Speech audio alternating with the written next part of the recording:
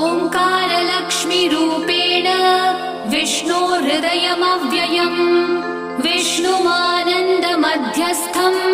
ह्रीङ्कारबीजरूपिणी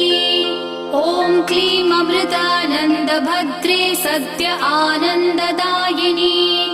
ॐ श्रीं दैत्यभक्षरदां शक्तिमालिनि शत्रुमर्दिनी तेजःप्रकाशिनी देवी वरदा शुभकारिणी ब्राह्मी च वैष्णवी भद्रा कालिका रक्तशाम्भवी आकार ब्रह्मरूपेण ओंकारं विष्णुमव्ययम् सिद्धिलक्ष्मी परालक्ष्मी लक्ष्म्यलक्ष्मी नमोऽस्तुते सूर्यकोटिप्रतीकाशं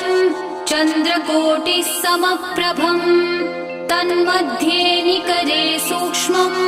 ब्रह्मरूपव्यवस्थितम् ओंकार परमानन्दम्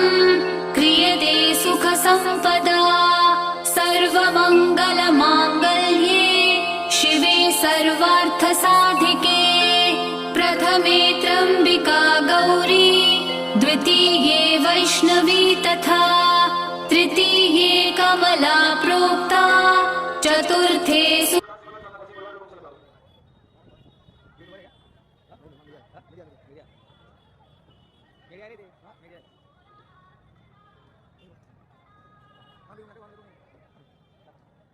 Por